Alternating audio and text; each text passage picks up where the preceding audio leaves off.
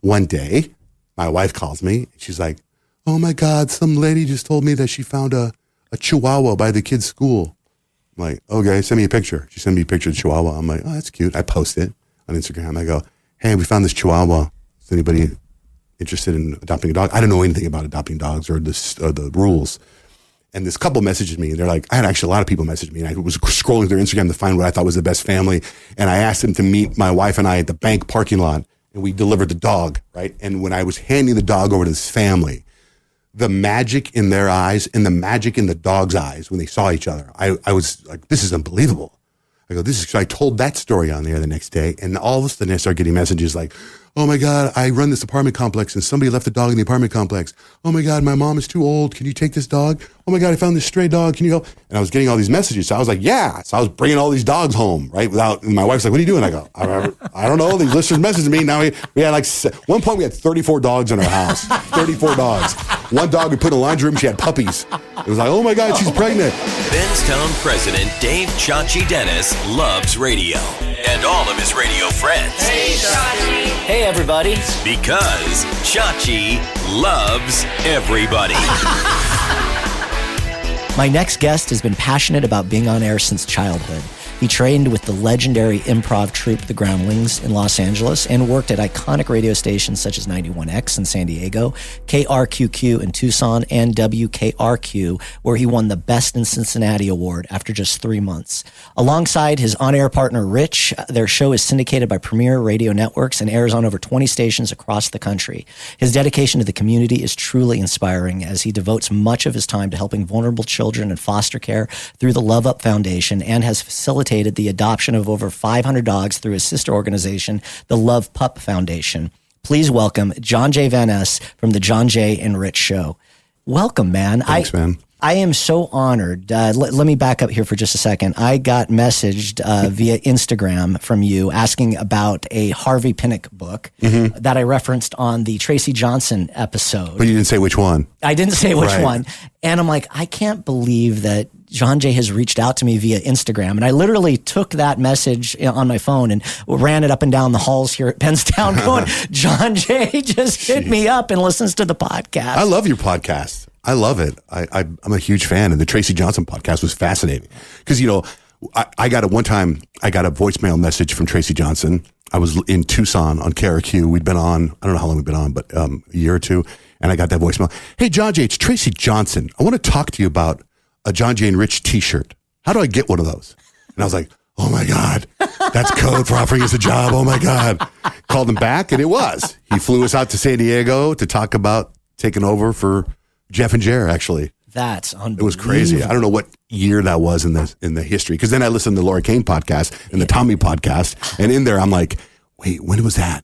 When did I have it? Yeah, I'm a huge fan of Tracy Johnson. I got his morning radio book. I'm a huge fan. Tracy, I owe a great deal of my career to Tracy. He gave me my first break in radio and helped me again meet my current business partners. He's been just amazing. Unbelievable talent coach and brilliant programmer. Tell me a little bit about growing up and dreaming about being on air as a kid. Well, as far as I can remember, I've always wanted to be on the radio, always, since I was a kid. I moved around a lot. My dad was in the restaurant business, and then he later became a tour guide. My dad is from the Netherlands, and he speaks 7 languages, and my mother's from Mexico. I came out looking like my dad. My mom is about as Mexican as you can get. They met in Los Angeles. When I was about 6 or 7, my dad got me a tape recorder. And you remember that episode of the Brady Bunch when Peter would tape everybody? I don't know if you remember that. Yeah, 100%. And they started around. Yeah, and they like screwed with him a little bit. They screwed with Peter because they knew he was taping Jan and Greg. And they were going to throw a surprise birthday party for him, and he ran out, and there was no surprise.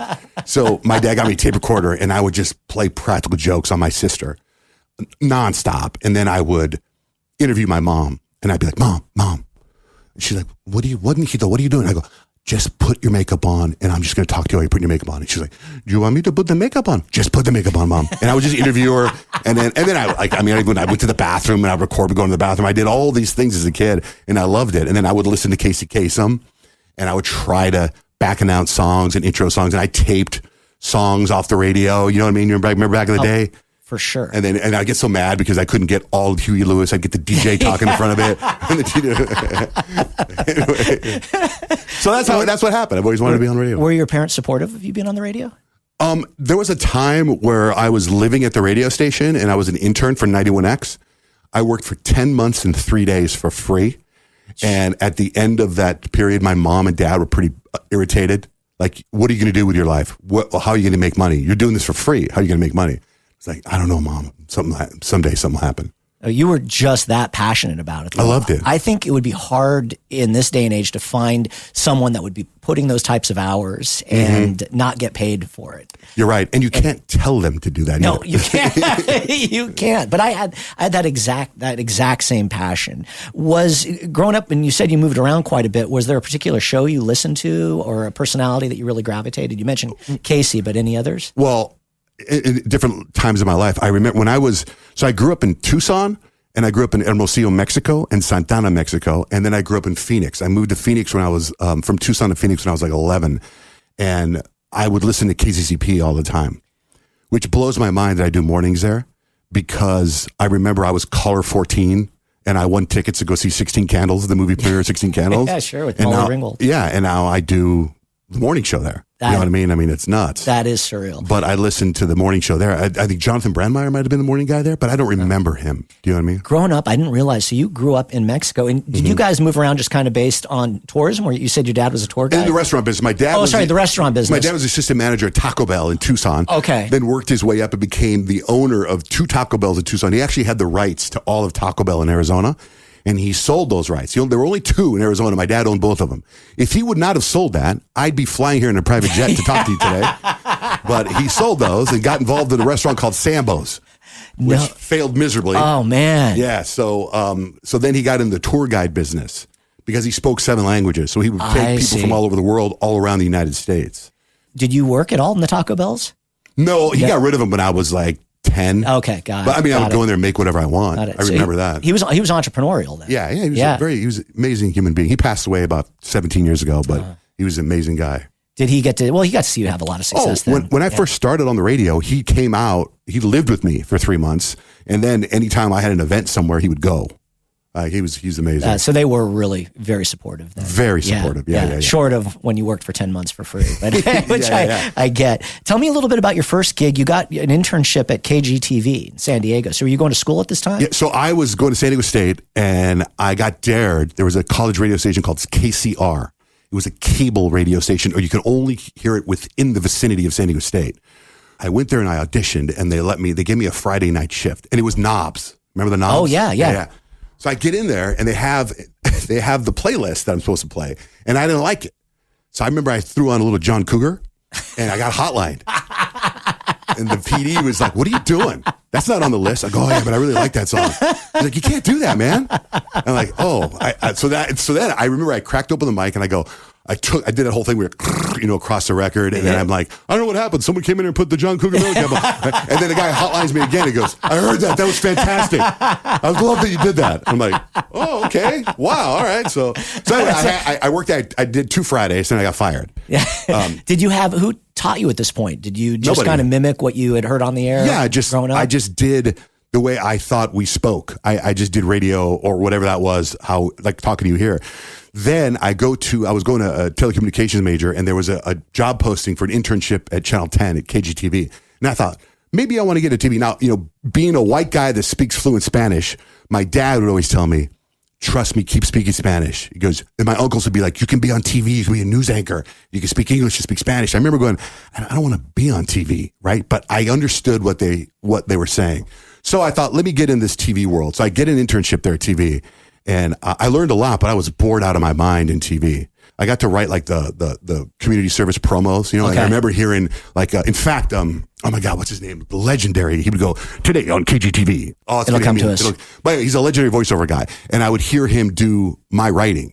And I was so blown away by that. But it was just the same. Nothing ever exciting happened. And I remember I was on the phone one time with my sister, and Kimberly Hunt walked by. I think she's still in the news there. Yeah. And I was like, "My God, Kimberly Hunt." I was so starstruck by these news anchors, but it was so boring. So then I find out about an internship at 91X, legendary radio station, the coolest logo in radio, right? So I go and I meet with a guy named Peter Napoli. He was a marketing director, promotion director, and then Dwight Arnold. Dwight Arnold was the assistant promotion director. And they took me on as an intern, and I never left. I'm in Paris about a month ago, and I go to a bathroom, and right above the urinal is a bunch of stickers from all over the place. And one of them is a 91X sticker Right. above a urinal in Paris, France. That's the coolest sticker to put on your car. So cool. It's the coolest sticker. Yeah, that station, I think K-Rock, 91X, I mean, when you think of alternative, those two brands, I think, are amongst the biggest in the country. So you get this opportunity to go there, and you must have been beside yourself excited. I was beside myself, and I learned so much. Like, I would go watch the morning. They had just stolen Berger and Prescott from KGB. Okay. Right. So Dave Shelley and Chainsaw weren't around yet. Right. So they had formed Dave Shelley and Chainsaw after Berger and Prescott came to 91X.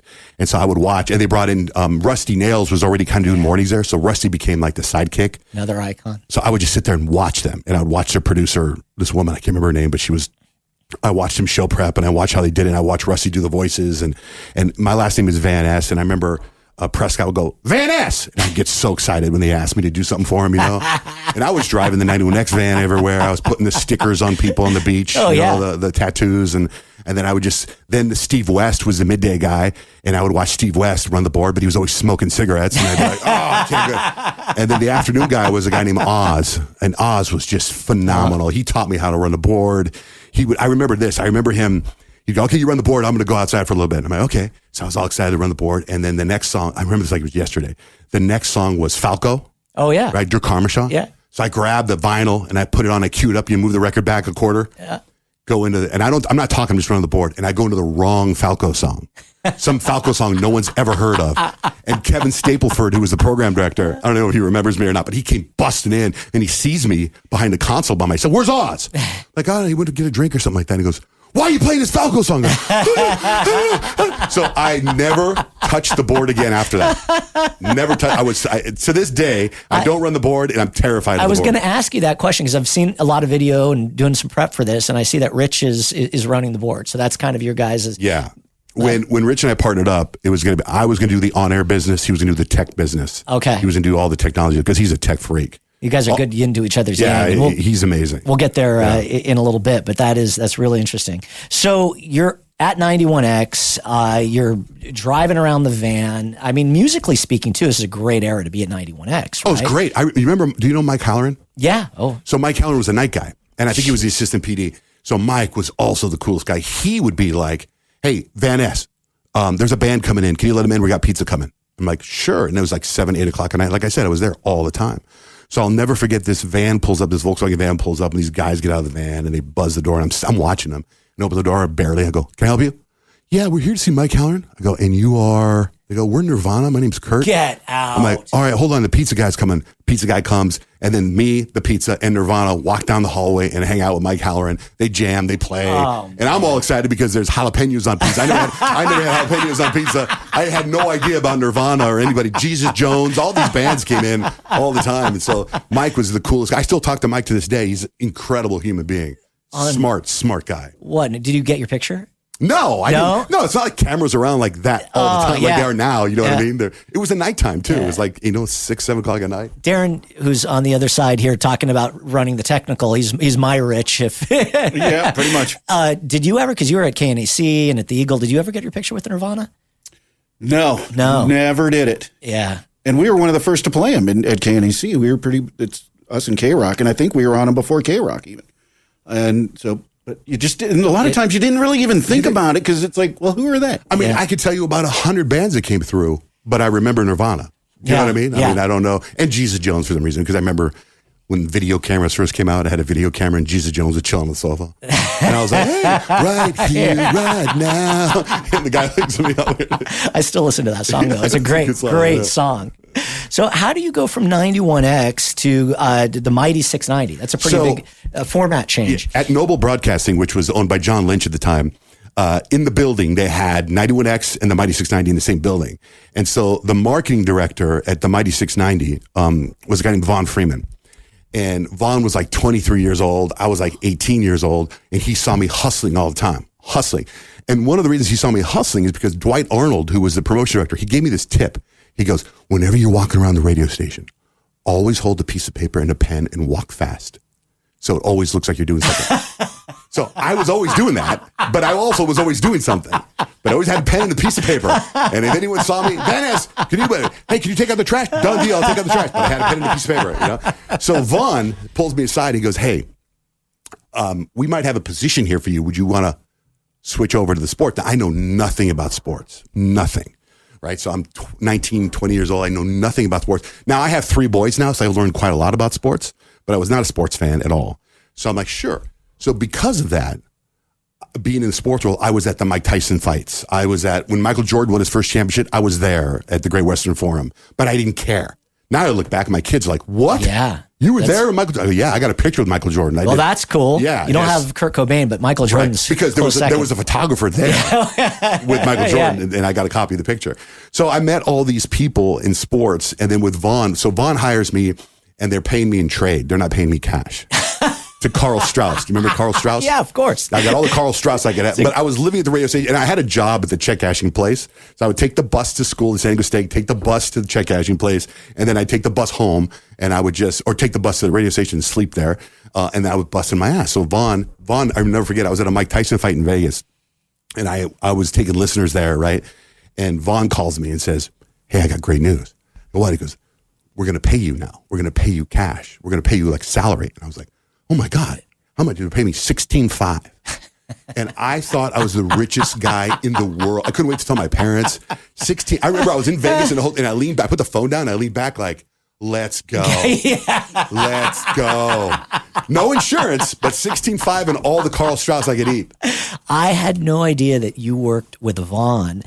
Vaughn is someone in my life, and I probably don't give enough credit to, but he really taught me showmanship. Oh, yeah. Vaughn put on these amazing events here in LA at KISS, Wango Tango, which, still exists to this day, Jingle Ball. I mean, Vaughn knew how to put on just these amazing promotions. Oh, he's a genius. Oh, he comes back into the story of my radio career. Oh. He was in my wedding. He's one of my closest friends. I did not know that. Yeah, I learned so much from him, and then his wife Amy, unbelievable sales manager. People. Yeah, I was very privileged to be able to work with them when they were here in LA. And a good guy. They're in Miami now, right? Yeah, that's good. I'm going to send him this podcast when you drop it, because he'll be like, "Did you talk about me? Did you talk?"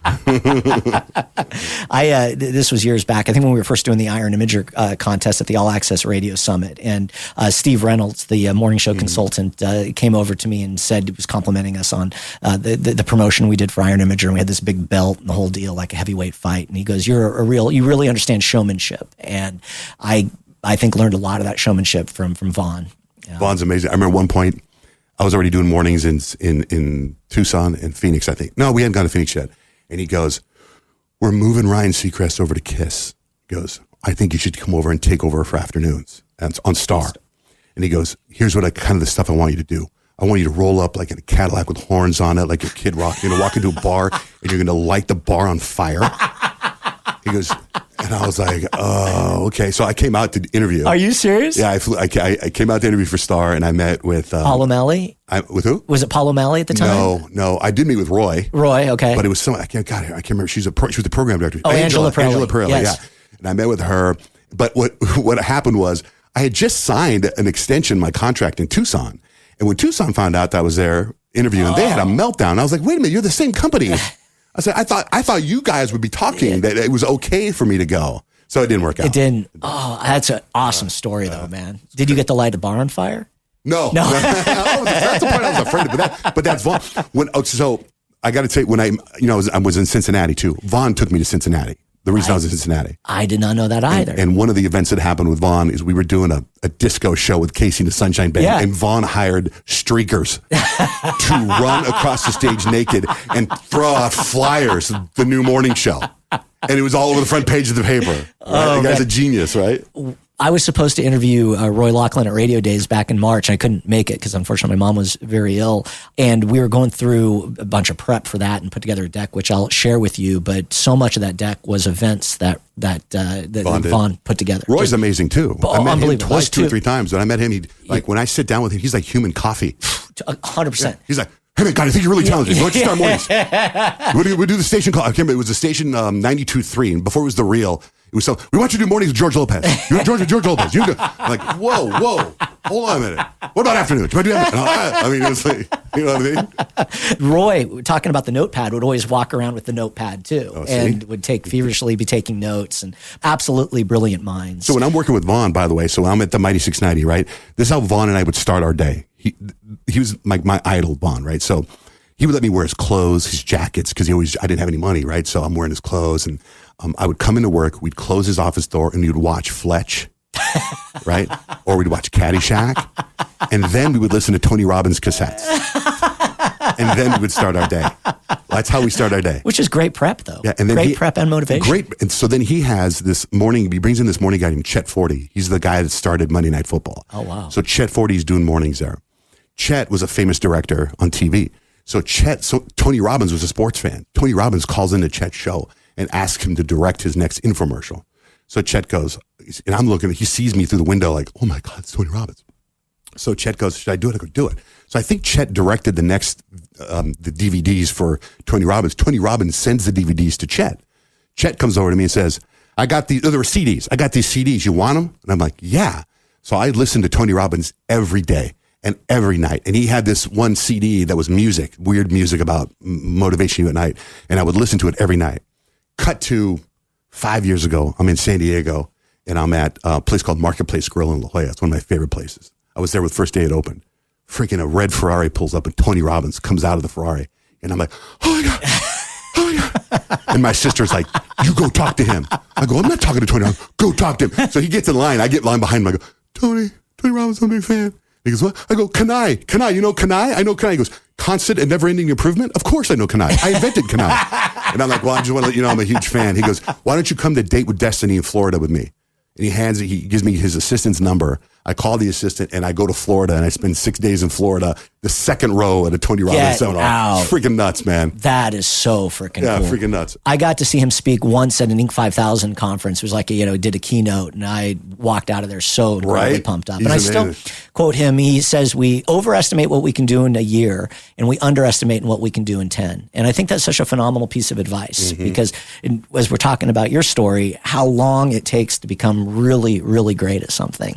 And you've obviously become very, very great. You're absolutely great at something, but it isn't something that's overnight. It takes a lot of background, a lot of work. And I think sometimes younger people, maybe in the world of influencers, you think that you're going to get this instant success, and that doesn't happen. And when it does, I shouldn't say it doesn't happen. It does happen occasionally, but a lot of times that quick success, you'll come cratering down as quickly as you went up versus someone that's really kind of studied and worked the craft as long as someone like you has.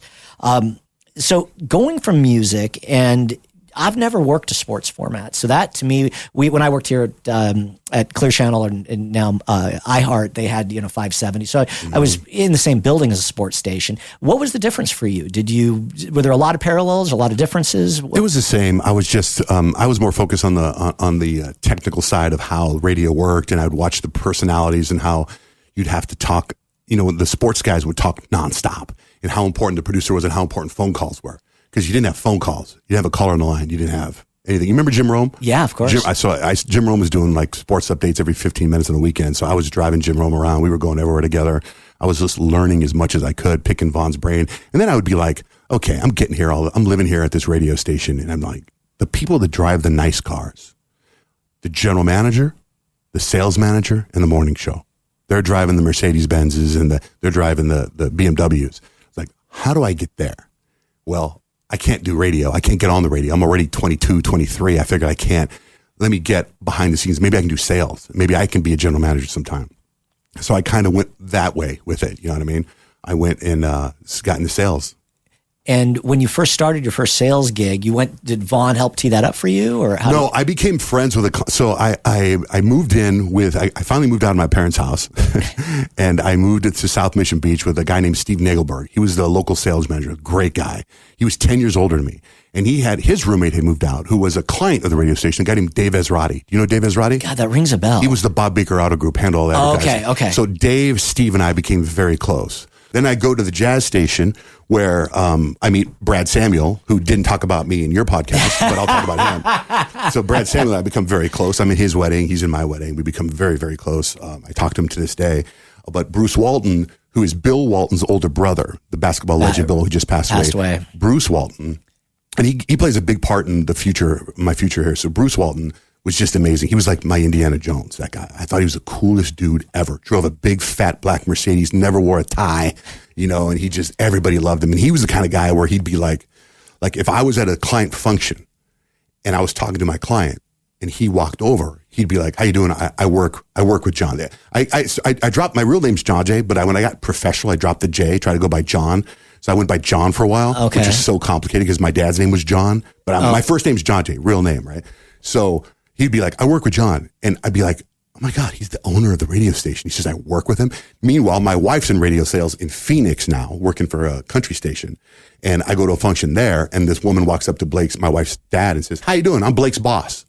Right? Like, I thought that was so powerful of Bruce. For sure. He knew that I'm telling, "Oh my God, the owner of the radio station is coming. This is the owner of the radio station." He knew that I'm going to tell this guy who this guy is that's walking over here. He doesn't have to let them know that he's the boss. Yeah, he was was he like his brother in terms of like the confidence and the swagger? Oh, that guy had so much swagger. He was unbelievable.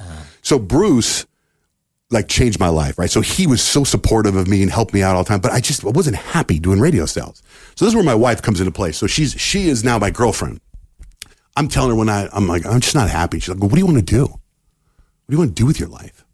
I go, "Well, honestly," she goes, "Be honest. What do you want to do?" And I said, "The two things I'd like to do." She goes, "Let's write them down." I said, "I would like to either have my own morning show or I'd like to write or perform for Saturday Night Live." And she goes, "Okay." And I go, "So I don't think the morning show thing is going to work out." I said, "You got to go to Paducah and do overnights. I'm 25 years old, right?" I said, "You got to go to a small market and work overnights." I go, "I don't think I can do that now that you and I are getting married or engaged." You know what I mean? So I was like, she goes, "Okay, well, let's look at Saturday Night Live. How do you get to Saturday Night Live?" And I go, "I don't know." So I started researching it. And most of the people on Saturday Night Live came from two places, Second City in Chicago or the Groundlings in Los Angeles. So I'm like, she goes, "Let's go for the Groundlings. Why don't you go to the Groundlings?" So I follow up with the Groundlings. I have to go audition. I need to bring a headshot. I don't know what that is. So I go to one of those little photo booths in the movie theater and take a black, boom, boom, boom, the three pictures come out. You know what I'm talking about? I know exactly what you're talking about. I go to the big audition for Groundlings, and everyone has these manila folders, these huge manila folders with their headshot in it. I have a huge manila folder with three little pictures in it. And when they asked me it's my turn to perform a sketch for them, she goes, "Let me see your headshot." And the lady that wanted to see my headshot was the lady from Austin Powers. She was like, "Scott!" She was the lady, Mindy. Her name was Mindy. She was the one that asked me to audition. She goes, "Okay, let me see your headshot." And when she pulled out the three pictures, she goes, Oh, honey. Oh, honey. She hugs me, and I think she really liked me. So I got accepted. So I started taking classes there. Let's unpack that for just a second, because that is a legendary comedy troupe. And did you know, this is my understanding of it at least, it's difficult to get in. They turn down far more people than they accept. Right. So did you understand at that point that the stakes are really high, or you kind of were naive? Naive. I had no idea what I was doing. So I would go every weekend. My sister lived in Los Angeles, still does. And so I lived in San Diego. So I would drive. I would do sales till Friday at whatever time. Then I'd drive to LA, and then I'd spend the night at my sister's house on her couch, and I'd get up in the morning and do improv all day. So you were literally burning the candle at both ends. Yeah, but I was 25. Yeah, sure. I don't even remember being tired. And so you're on the air, you'd come up here. What kind of things are they teaching you at the Groundlings? It's so great. It's such a great, important class, I think, for radio performers. One of the things I learned the most about the Groundlings is when you improvise and you just go. You go and go and go. And when you run out, that's when the funny shit happens. When you run out of stuff to say, because now, what's next? You just start making things up, and it's hilarious. And I had such a great time. But during the Groundling stuff, here's what happened. This is how I got on the radio. I'm not even on the radio yet. So I'm doing Groundlings. Do you remember this show? This is a random show. It was a TV show that came out. It was like How to Marry a Millionaire or something. It was a guy from San Diego, Rick Totally. something. The guy with the toilet in his front yard? Yeah, that guy. Yeah. So that guy. So after doing the Groundlings, they were like, "Hey, there's an improv class in San Diego on Wednesdays. Why don't you also do that?" So I was going to improv, and that's where I met that guy. He was in that improv class. So he tells me, he goes, "I think you're pretty funny." And I go, "Oh, thanks." He goes, "Listen, I got a gig at the San Diego Convention Center. Why don't you open for me?" I'm like, "What do you mean open for you?" And he goes, "Just do 15 minutes of stand-up." I go, I don't have stand-up. I go, "I don't know how to do stand-up." And he goes, "Just do it." And I'm like, "Okay, I'll do it." So it's in a month. So I got to come up with 15 minutes of stand-up in a month, right? Vaughn Freeman is now in Cincinnati. Vaughn calls me and says, "Johnjay, going to the Grammys in Los Angeles. I got a backstage pass. I got a ticket for you. Meet me in Los Angeles for the Grammys on this weekend." And I go, "Okay." I tell my manager at Kiffin, he says, man, you're not hitting your numbers. You can't go. You just can't go. I go, I'll be coming late Monday. And he goes, no, you can't go. So this manager guy, Mark Costa, may he rest in peace, wouldn't let me go. And I was like, so I called up Vaughn. I said, Vaughn, I can't go. He goes, listen, I had an idea for you to be doing the morning show here in Cincinnati, and I want you to meet the GM. That's why I wanted you to come out to the Grammys. I said, but I can't go. He goes, all right, we're going to come to you. I was like, okay.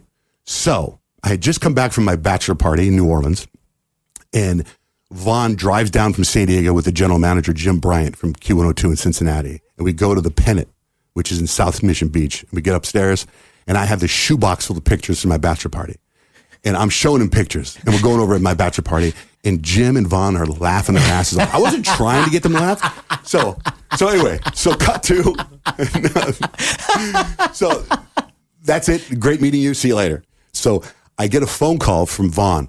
Hey, Johnjay, Jim would like to fly you out and audition to do the morning show on Q102 in Cincinnati. And I go, what's the date? And he tells me the date. And I go, oh, I'm doing this stand-up routine with this guy. I can't go.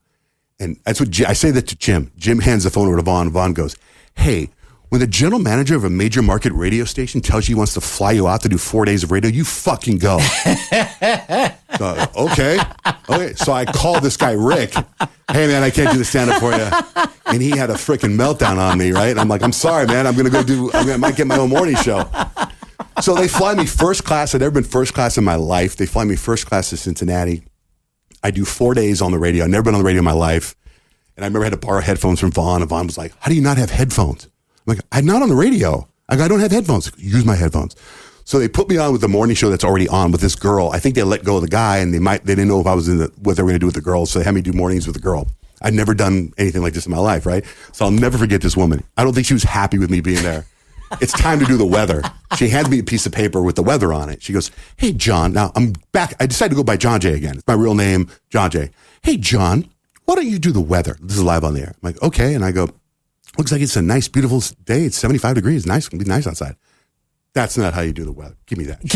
This is on the air. This is on the air. She takes a piece of paper. She's like, it's going to be a beautiful day today. If you're in your convertible, take the top down, let the wind blow through your hair, and this will be a beautiful day, and have a great. And I looked at her and I go, I don't talk like that. I go, who says the weather like that? So anyway, I did 4 days like that with her, and then I left, and I went home. What are you guys saying to each other, like off the air? I don't remember. Staring at each other? Just staring, just quiet. It was like it was so uncomfortable. So then I come back home, we get married, we go on our honeymoon. No feedback at this point. No feedback. And I'm like, am I getting the job? Am I not getting the job? And I want this job, man. So I remember my dad used to tell me, write things down, look at your goals, write your goals. So I was writing it down all the time. Mornings Q102, mornings Q102. I put it in my wallet. So when I opened my wallet, it said mornings Q102. So I come back from my honeymoon, nothing. Then I get the call from Jim and Vaughn, and they're like, hey, we'd like to offer you the morning show on Q102 in Cincinnati. I was like, hell yeah, fantastic. He goes, well, listen, we know you're in sales, and we know you probably make a lot of money. Like, how much are you making? Now, I was making $42,000. It was the most I ever made. They go, how much you make? I go, 75. He goes, we'll give you 65. I go, I'll take it. And so I've been married a week, and I'm gone. This is such a crazy story on a magnitude of levels. At this point, is Bruce Walton still the GM? Bruce Walton, the GM. Does he know that this is going on? Yeah, well, I come back. It's sad because I when I went to Cincinnati to go audition, I said that my grandmother was sick in the hospital. I lied, which don't ever do that because my grandmother died when I got back. Oh. It was terrible, right? So Bruce, I come back, I tell Bruce, I go, hey, I got to tell you something. He goes, let's go for a walk. So we walk around the parking lot at the radio station. I tell him, and he says, I'm really happy for you. I'm really excited for you. So he puts out an email or a memo, right? And then it's great. Everyone's cool. I leave. My wife was working at KFMB at the time. She's selling to Padres, and she's rocking it, right? She's working for Bob 760, Bollinger. yeah. Yeah, she's rocking it. So we're now married, and I have to leave. And Bob Bollinger, the general manager at the time, tells her, listen, it's really hard to break into mornings. I don't want to be negative about Johnjay, but I tell you what, give him 3 months. Let him go for 3 months to Cincinnati. You keep your list. You got this bonus coming, and we'll even find a place for him to come back. A list for him when he comes back after 3 months. Like, it's really tough to do what he's going to do. And Blake goes, I'm going to stay for 3 months. Is that okay? I'm like, yeah, we just got married. I get it. I don't know what I'm doing. So I take off, and I go to Cincinnati, and my PD is Jimmy Steele. from Power 106. Jimmy, who's also good friends with Vaughn. Yes. This is all Jimmy coming Vaughn, together. Jimmy and Vaughn bring me over there. It was at Chicago now at Hubbard. Yes. Yeah. And Jimmy Steele, just freaking the best coach I could possibly have to do mornings. He goes, listen, I don't care what time it is. I don't care what the weather is outside. I don't care about the call letters. Just have fun. That was his coaching to me. So I went on the air with this. They partnered me with their afternoon guy, a guy named Brian Douglas, who was incredible. This guy was so patient in teaching me radio and teaching me how to do stuff. He was the host. He opened up the breaks and closed the breaks, and I was the silly guy in the middle, right? And immediately, I remember I was there 2 days, and also we had Rod Stewart in the studio. My first interview was with Rod Stewart, and the Rod Stewart interview like took off. Rod called in the next day, and he said, hey, I just want to let you know, I've been doing this 30 years, and that was the best interview I've ever had. I go, I don't believe you. I go, if you're telling the truth, then I want you to sing our names in a song tonight, because he was performing at the Billboard Awards. He goes, okay.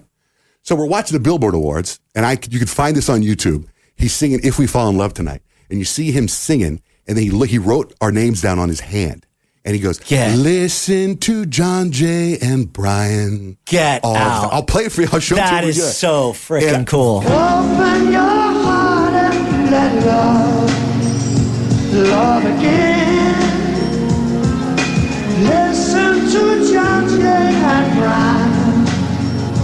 All the time. From that moment on, the show took off. The problem was Brian and I were partners, but I kept winning everything. Do you know what I mean? It was like Johnjay wins best award. Best of Cincinnati DJ. Within 3 months. Right. Not Brian and Johnjay, just Johnjay. Oh. So it got a little uncomfortable. I couldn't help it. I wasn't doing anything. I was just being me. You're being you, and you're naturally funny. But at this point now, you've had training from the Groundlings. Right. And I didn't realize when you've had Vaughn in your life, so many of these people. Jimmy Steele, unbelievable programmer. Was that an Emma station? Who owned the station? ARS maybe? ARS. Maybe, I think that. It's unbelievable the people that Jimmy, talent-wise, were around. Big Boy, of course. Yes. You look at Woody, you, which I was unaware of. It's incredible. I mean, he was great. He would call me in. Sometimes I would take a jab at him on the radio. He would call me in his office. He goes, hey, man, listeners don't give a shit about me. Don't talk about me. Oh, my God, I'm sorry. So then we're rocking. So then Jimmy takes a job in Dallas, and he leaves me, and I'm mortified. Like, they bring in this guy named Bill Klaproth, who I don't get along with at all. Our ratings are through the roof. Then they bring Bill Klaproth doesn't last. Then they bring in Mike Moreno. Mike Moreno was great when I look back at the stuff, but he put me through hell, but he was like, nobody knows you. Although I'm winning all this stuff and he goes, your audience doesn't know who you are. There was a dog running for mayor in this small town outside of Cincinnati. It's like, I'm going to run against a dog and I'm going to win. Like, I'm going to be mayor of this town. And he was like, no, you're not. Nobody knows you. I was like, dude, this is a promotion on a silver platter. I go, we're going to get all kinds of press. And he's like, no, you're not. Nobody knows. I mean, that was his thing. Nobody knows you. Nobody knows you. God, it just drove me nuts. So then they called me in with the general manager and Marino, and they said, we're going to move Brian to afternoons in the morning. Now it's going to be the Johnjay morning show. I was like, oh, okay. So by the way, at this time, when I started doing mornings there, my dad lived in Imperial Beach, San Diego. And my dad would tape Jeff and Jer for me every single day on Star, B100, whatever they were at the time. Every day he'd tape Jeff and Jer. And then a couple times he would tape Dave Shelley and Chainsaw. And he sent me those cassettes. So whatever Jeff and Jer did on Monday, I pretty much did on Friday. I copied every single thing they did. So when it comes to coaching, it was me listening to those tapes. Oh, I have hundreds of their tapes still. What is that like, going from having someone as a co-host with you to now you're by yourself? Do you have a sidekick? Do you have a producer? Anyone that... I was by myself. I had a girl on the show with me. There was a guy that ran the board for me. And then Marino hated my voice. He said that I didn't know how to sound like a DJ. So he brought the board op, would come in and open the brakes. It was terrible. Like, he'd be Q102, what is it? Q102, home of Lilith Fair 98.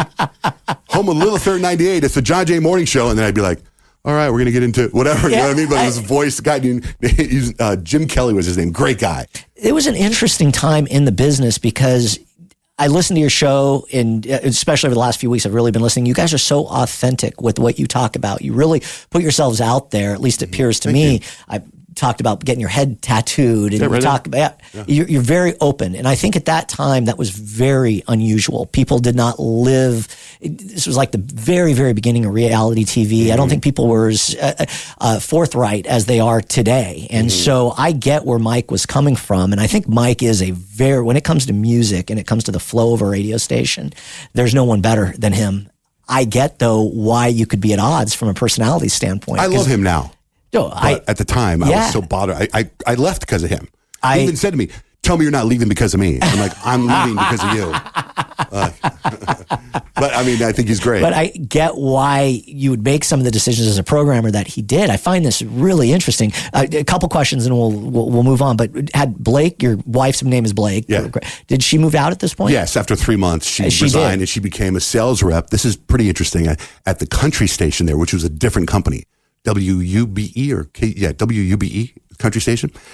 She worked at the country station there, and the country station was number one until I got there. Right.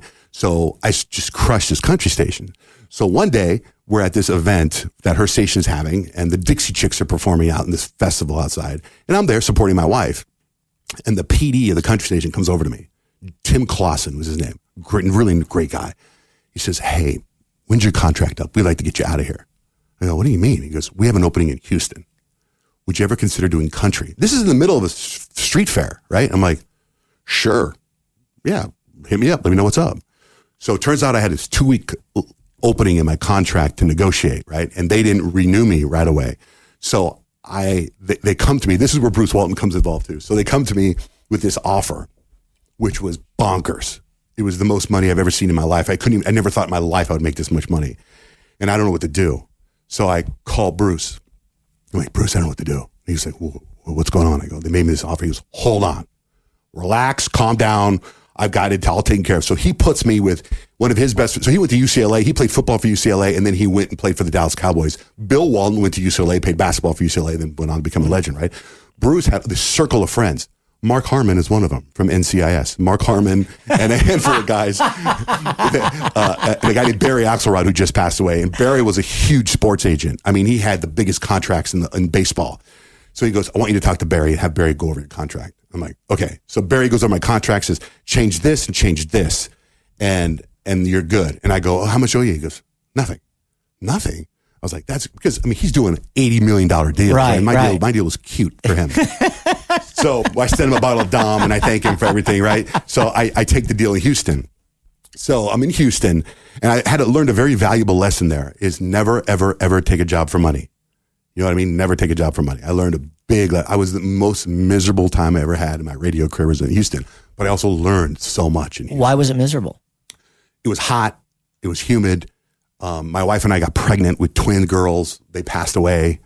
It was the management there after, I had 29 minutes of commercials an hour. Are you serious? Yeah, they still wanted me to play 6 songs. Like it wasn't, they said, "We want you to do your CHR show on our country station." And it wasn't at all what they pitched me. You know what I mean? It was a Houston. At the time, the country station I was at was the number 1 billing country station in the nation. So it was a lot of pressure. And then they said, you could start in a month and a half. So I'm going to go out there now. So I went out to Houston right away. And then the night guy got busted because I wanted to learn about the city as much as I could. Right? Sure. So I had 6 weeks to start. And when I got there on a Friday, that night, the night guy got busted doing cocaine. So they fired the night guy. They moved the morning guy around, and they were like, "We need you to start Monday." Oh, I was like, "Wait a minute, I don't know anything about this town. Let me study this town. We need to start on Monday." So I started right away, and it was like I had replaced this morning show that had been on the air for like 5 years. No one knew why. Like there wasn't a buffer. You know what I mean? It was just a nightmare. But something good did come out of it because I did have, I did meet a guy. They gave me a talent coach, and he was the toughest son of a bitch talent coach ever. I hated this guy. His name was Tommy Kramer. Do you know Tommy Kramer? I don't. Okay. Probably one of the best top 2 talent coaches out there. He was amazing. This guy beat me down like nobody's. It was radio school for me. That was my overnights. That Tommy Kramer. He had the whole staff come into the conference room and he would play my breaks in front of everybody. Yeah. And he'd be like, "Okay, what is this?" That was 8 minutes. He goes, "This should be 20 seconds." So what he'd be like, if you do it in a minute and a half, you can do it in 40 seconds. You do it in 40 seconds, you do it in 20 seconds. Like he taught me so much so that I hired him back when Rich and I teamed up. Like that's how much I love the guy. I mean, I hated him at the time, but I loved him later. Do you know what I'm saying? Because I learned so much. He was amazing. it says a lot about your attitude that everywhere you've gone and you've had some tough situations, you've really made the best of them and you've learned. It sounds like you're, to me, a very curious person. And the fact that you're out there, researching the way that you were, interning, not getting paid for 10 and a half months, living off a Carl Strauss trade, burning the candle at both ends, coming up here to do the Groundlings while you're still, trying to do the best you can to make sales at the station. It's a heck of a work ethic. And your dad also really gave you some phenomenal advice that writing everything down is like a vision board. Yeah, I've done that my whole life. Yeah. I have my goals in my pocket right now. Do you really? Yeah. Would you share one? Let me see. Probably gonna have my weight in there.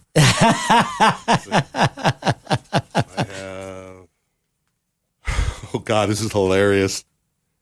This is the coolest, that you're going through your wallet and you literally are carrying around. So it says, new management, which I got, by the way. We got Mark Medina. Mark Medina took over a new contract. I don't have that. I said new contract. Plus, I haven't written this on. New equipment in the studio. Advertising budget. We have that. Rich and I put in a bunch of money every month to place our own advertising. Do you really? Yeah. New executive producer. We got that. This is kind of old. Healthy kids, date nights, joy, happiness, make more money.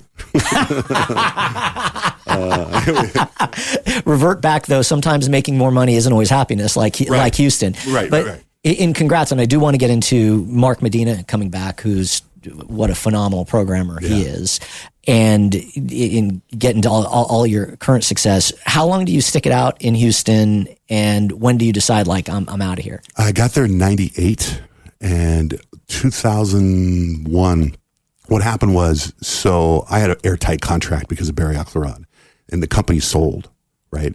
And the new company that came in apparently didn't want to pick up my contract.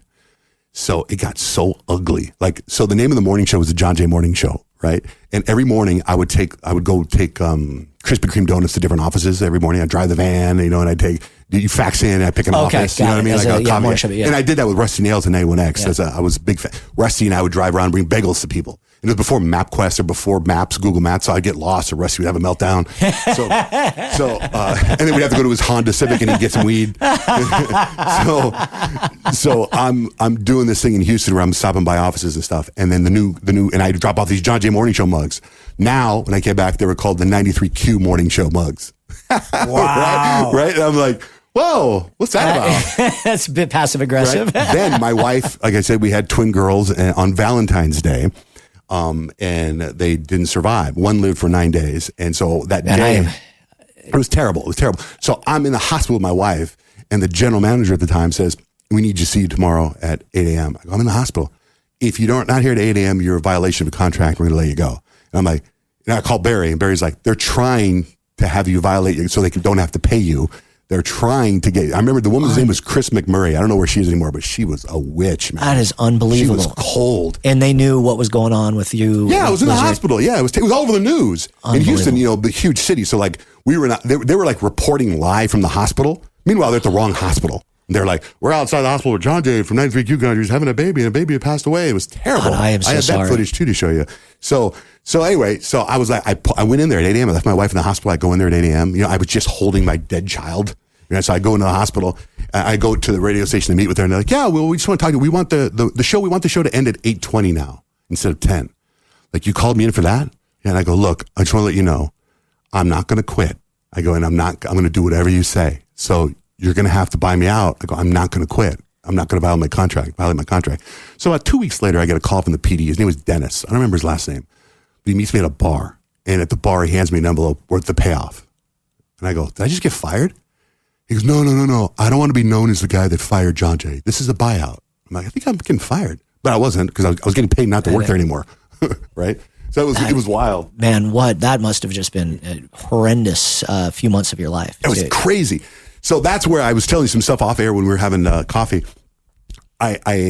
So this is February, maybe? I don't know when it is. Oh, yeah, it's right after. It's March, because the babies were born in February. So, my babies are born in February on Valentine's Day. So now March, I'm pretty much let go. But the check that I got was ridiculous, right? I think they had to pay me 2 years worth. So I had all in one check. All in one check. So seeing that number was nuts.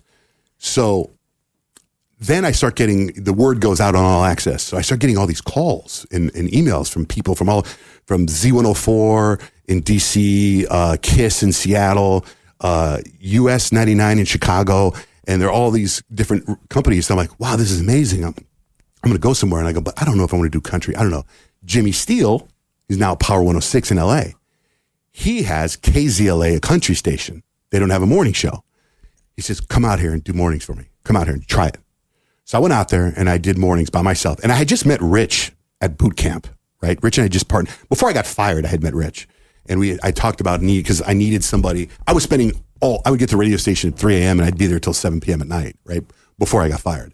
And so I met with Rich at boot camp and I was looking to have a partner. I was looking for somebody to pick up more stuff because I can't do it all. We're trying to have a family. And the babies were sick and all stuff.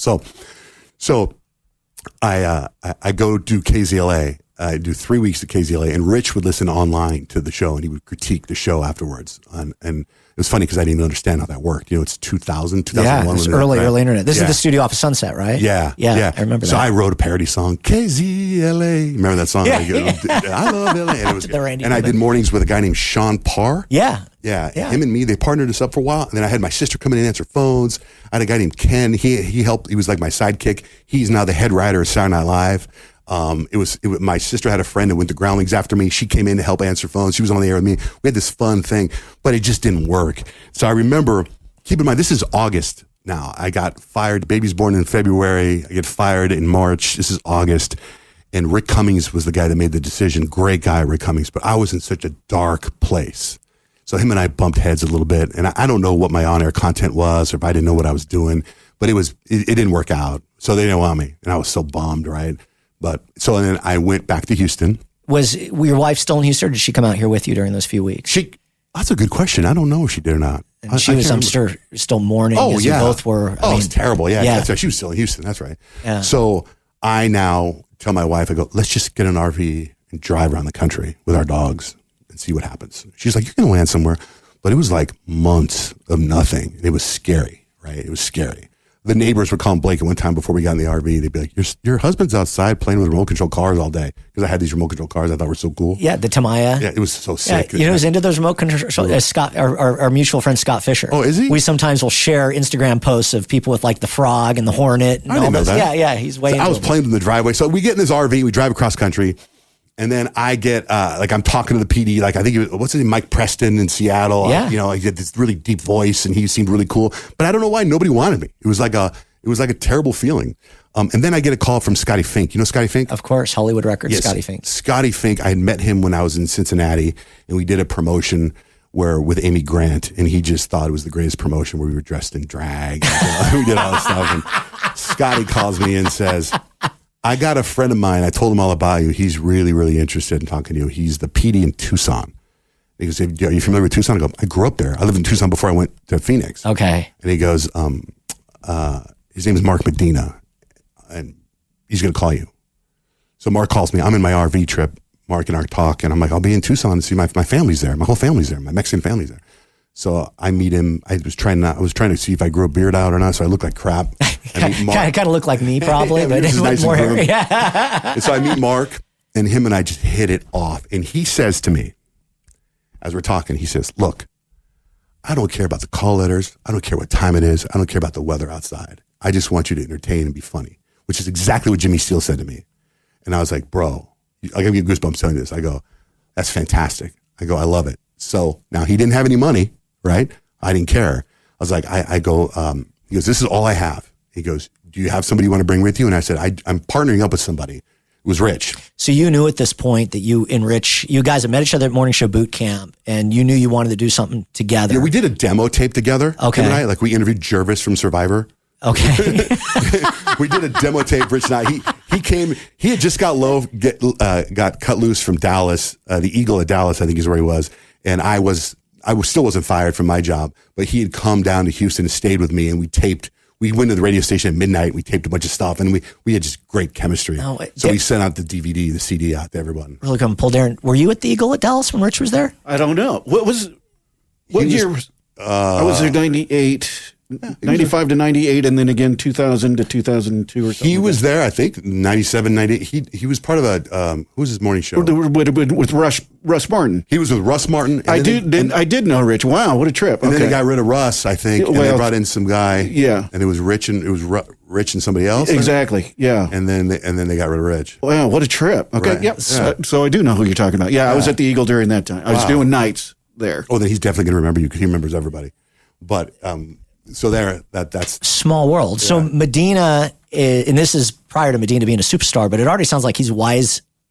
He must have been very young at that point. And to give a morning show kind of that type of flexibility is honestly uncommon. He was like, I don't care if you play songs. He goes, you don't have to play songs.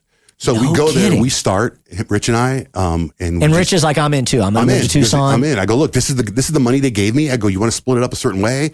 And he goes, that's fine. Because I also had that big nest egg, right? So I was kind of not that worried about the money. Oh my gosh, man. So you could have said, hey, I'm just going to do this on my own and not bring someone in and taking all the money. Right. It says a lot about your character. Oh, thank you. And your long-term vision. Oh, And so you bring Rich, the two of you now do you rehearse it all or do you guys just, I know you did the demo together. No, we just come on. We just go. We don't know what we're doing, but we're having so much fun. But also, I forgot to tell you, when I was in Houston, when Mark offered me the job, at the same time, I got the job offer back to go to Cincinnati. They called me to come back. So I had the two-way calling. So I was like, click, click, click, click, click, and I was like, both of them on the other line. While I'm in the garage, the moving van is full. Get and out. My wife is like, are we going to Cincinnati or are we going to Tucson? I'm like, I finally click, we're going to Tucson. So that's was that Marino at this point who was trying to bring you back? It was Jim Bryant, the general manager. I don't remember who the PD was. Probably Marino. I think it was. And Marino. they wanted you to come back, and at that point, we're going to let you do your thing? Yeah, I think something like that. Yeah. What made you decide to say no to that and do? Because of Mark saying, I don't care if you play music. I don't care. And also my family, like literally my Mexican side of my family, they're in Tucson, Nogales, and Sonora. That's where my whole family is. I see. And so it was just, I just felt, let me just try that. And your wife is from there, right? My wife's from Phoenix. From Phoenix, okay. So It's close. only an hour and a half drive. Right. So Rich and I go and we just start doing a show. And again, it reminded me of Cincinnati. It just took off. You know what I mean? It just took off. It was great. That's insane. And how long is Mark there before he goes to Phoenix? Before he pulled the Jimmy? Before he hosed me? Well, I don't remember how long he was there. Oh, wait. Well, we started there in 2001. And then I know 2006 we started in Phoenix. So he must have been there 2 or 3 years. Okay, so I mean that's really we're talking about a trifecta. So Right. it's you, Rich, and Mark Medina. Yeah. How involved was he with the show? Extremely. We would be on the phone for hours at night. I remember that was one thing when he was coming back, because now he's back with us in Phoenix. It's just I so remember cool, being by the way. It's like full circle. Dude, you have no idea. Wait till I tell you how that story happened, because that blew my mind, especially since I wrote it down. Right? That is, yeah, it is crazy. When do you think you wrote that down? This piece of paper I just showed you is probably 2 years old, maybe. Yeah. That is crazy. Yeah, and I would look at it every day, and then I would write it down I have a journal, and every morning I would write down my journal every day, and I would write in the journal new management, and then I remember talking to Kyle on the show. It's like every day I write down new management. She goes, no, you need to start writing down better management. So I started writing down better management, and then we got Mark. This stuff works, man. It really does, man. Talking about putting it out there. Yeah. So the three of you guys you're literally just making it up. I don't want to say you're making it up as it goes, but I mean, you were building something brand new from scratch. Who was your predecessor there?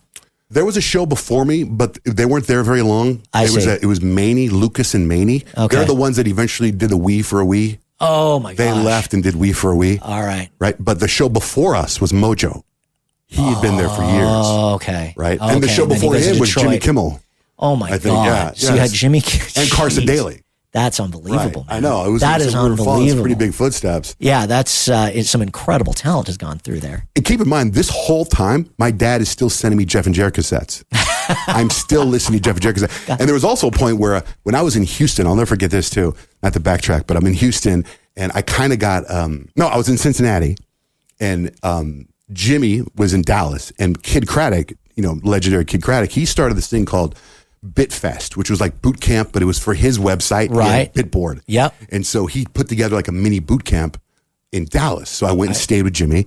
And my wife and I at the time, we hadn't had babies yet. We were trying to have a kid, and we were having sex all the time, right? And it wouldn't work. So we had through all the infertility stuff. So I'll never forget. So I had there was a little bit of hype behind my name because I was a sales guy that was in radio and winning all these awards and doing all this stuff. So I remember we're at Dallas. I'm staying at Jimmy's house. My wife and I try to have sex. Then I go to boot camp. I go to BitFest.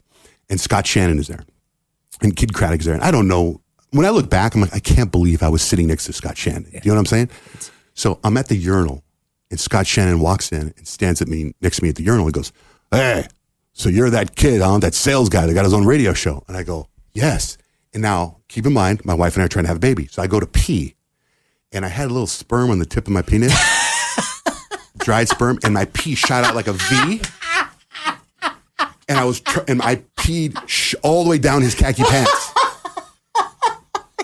You are lying to me. I'm telling you, so help me God. Honest to God, truth. I'm pushing it to try to break the dry sperm. And it's just going, what the hell, kid? What the hell? I'm like, oh my God, I'm so sorry. My wife and I are trying to have a baby. And then I sat in the back. True story, man. So did he go to the sink and he's like trying to clean his pants off? Terrible. My God. Oh my God. John, what the fuck did you do to Scott Shannon? I'm like, oh my God, my wife and I tried to have a baby. We had sex this morning. It was dry sperm. I took a shower and everything. It must have leaked out later and dried up. I mean, it was terrible. That is absolutely the most insane story I've ever had on this podcast before. Have you spoken to him since? No, nothing. Never seen him since, heard from him since. I bet he'll never forget it, though, man. He has to remember that. The Library of American Broadcasting Foundation presents the Giants of Broadcasting and Electronic Arts Luncheon. Join us on November 12th at Gotham Hall in New York City. This prestigious event will be emceed by Bill Whitaker of 60 Minutes and CBS News. Honoring the 2024 LABF Giants of Broadcasting and Electronic Arts, Al Roker, Christine Baranski, Mike McVeigh, Patsy Smolin, Stephen A. Smith, Steve Jones, and Wendy McMahon. Plus, Hearst Television receives the LABF Excellence in Broadcasting Preservation Award. Proceeds benefit the preservation and expansion of the Library of American Broadcasting and the education initiatives of the Broadcast Education Association. For event sponsorship and ticket information, visit tvradiolibrary.org. Be a part of preserving the past, reflecting the present, and informing the future. tvradiolibrary.org. And we're going to get into this in a few minutes, but you and your wife did end up being very successful with babies, and I want to hear all about, I know you've got 3 boys and the whole deal. So you guys, it takes off pretty much like a rocket ship? Takes off pretty strong, and then we get, remember Steve Smith? Legendary Steve Smith. Yeah. I don't know how, he took over something, part of our station, and he comes over, he goes, I'm going to put you guys on in Santa Barbara. It's a hip-hop station. Like, wow, okay, great. We're going to WAN it. You're going to WAN your, I don't understand technology. Remember, Rich is the technology guy. So, okay. WAN it. I think it was WAN, W-A-N. Yeah, WAN, we're going to WAN the audio. So we're on in Santa Barbara now. I can't remember the station, but oh my God, the general manager was J.D. Freeman. I think it was J.D. Freeman. Yeah, this is Clear Channel at the time. Yeah. Right. So they're putting us on in Santa Barbara, and apparently we're crushing it in Santa Barbara. But the average household income is $200,000 a year at the time, and hip-hop is number one, and nobody's buying hip-hop. You know what I mean? They're like the dealerships, and they're like, well, sure. Same problem you had a Z90 one. Right, yeah. Right. So I'll never forget, it was about 6 months after I've been on there in Santa Barbara. I'm stuck in traffic in Tucson by the mall, and there's construction going on. And I see way down I'm talking about like 100 cars. I see this long-haired Sammy Hagar guy walking down, walking towards us. And I'm like, who's this? Is that Steve Smith? And then Steve Smith comes walking. I have the window rolled down. He walks over. Hey, he goes, listen, second date update. I love it. War of the Roses is great. You guys are doing great. I'm really enjoying your show. And he keeps walking. And I'm like, is he just critiquing everybody's career in the car as he goes down the line? Like, what are the chances? So then that night, I get a call. Okay, can I meet you with you guys tomorrow? So we meet with Steve the next day at the radio station. And he says, listen, I got an idea. I got a hip hop station in Santa Barbara. I'm going to put you guys on there. Like, we've been on for 6 months. Oh, well, you are? Yeah. I knew that was a good idea. So we were already on for 6 months.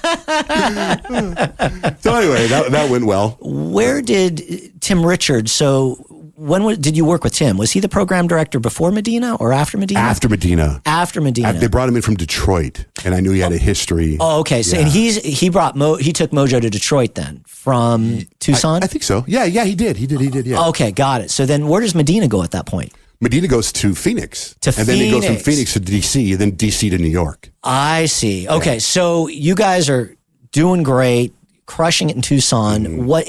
Don't they start to syndicate you into Phoenix before you moved to Tucson? Or I'm sorry, before you were still living in Tucson before you moved to Phoenix? We were driving back and forth doing a show from all over. We do the show from Tucson, do the show from Phoenix. Oh my back gosh. And forth. Medina had gone to Phoenix.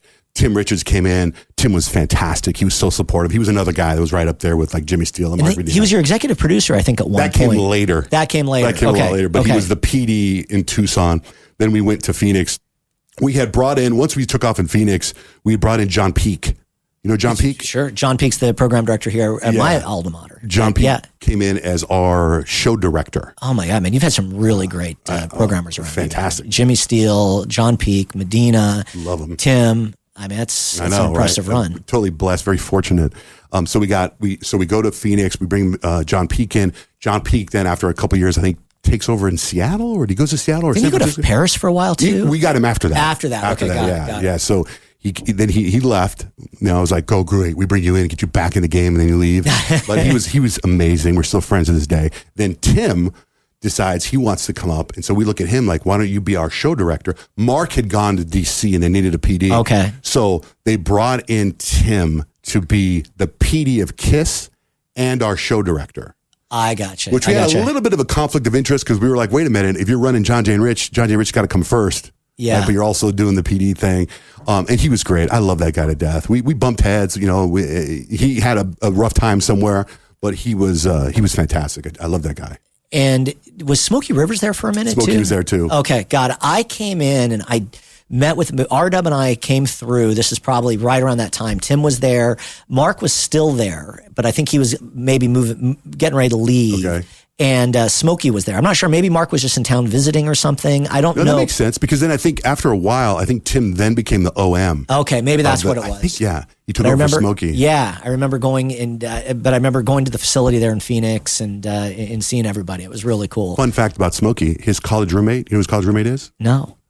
Taylor Swift's dad. Really? So when Taylor would come to town, he'd go, Johnjay, call this number.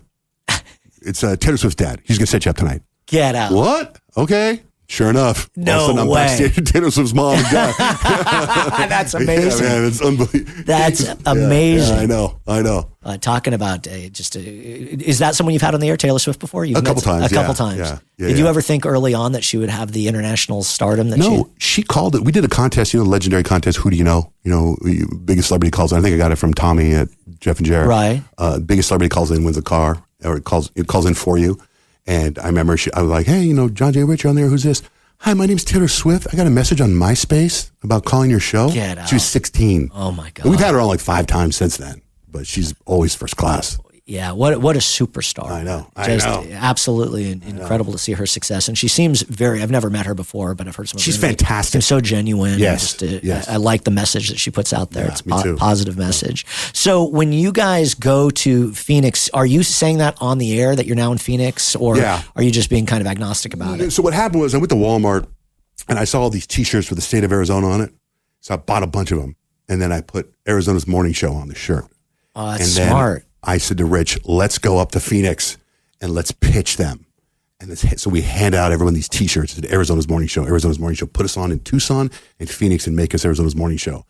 And we did that. And then what's funny is Rich and I, remember the Battle of the Sexes games? You played Battle of the Sexes? Yeah. We had lost Battle of the Sexes. So we had to go through a spray tan machine 93 times. So we were both... And when you go through a tanning machine more than twice, it starts dripping. So we lost this bet. We're covered in spray tan. And then Tim says, I got a surprise for you. Get in the car. Like, all right. So we get in the car. We're covered. Like, we look terrible. And he goes, we're driving north. I'm like, where are we going? We're going to Kiss in Phoenix. Wait a minute. For what? Can't tell you. So we get up there and they make this big announcement that we're the new morning show. And we look like there's something wrong with us. We look like we fell in the Willy Wonka chocolate factory thing. And we're the new morning show on KISS in Phoenix and KRQ in Tucson. And we'll figure out the details later. Mark Medina's there. We meet the whole sales staff and they're mortified at what we look like. But that's how it started. Who was on before you guys in Phoenix? It was a show called Kid and Ruben. And they had made some bad remarks about Hurricane Katrina. Okay. And so they let them go.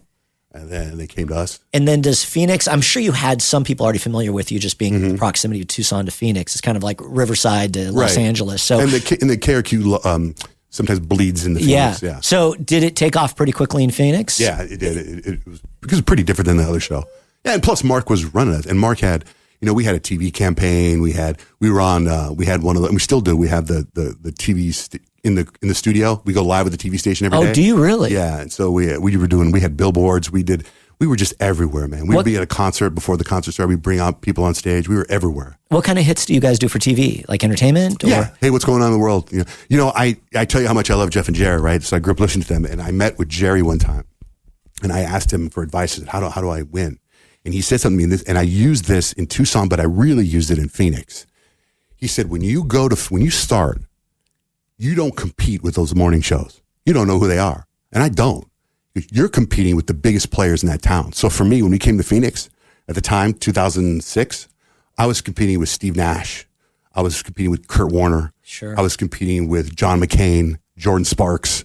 Like, that's who I looked at my competition as, whether that's ego or arrogant or whatever, but that's how I looked at. I didn't know. I couldn't tell you at the time who my radio competition was. I didn't care. That was really profound advice from Jerry, because it makes a tremendous amount of sense. We sometimes get so caught up in beating the station across the street versus trying to be really relevant. It doesn't matter whether you're on the air or today or social media or whatever it may be, but the fact that you were out there really trying to become a personality and ingrained into the community was what the important part was. Right, exactly. So like I was hanging out, it was Larry Fitzgerald and me. We were doing stuff like, like Steve Nash, we were at a pool party.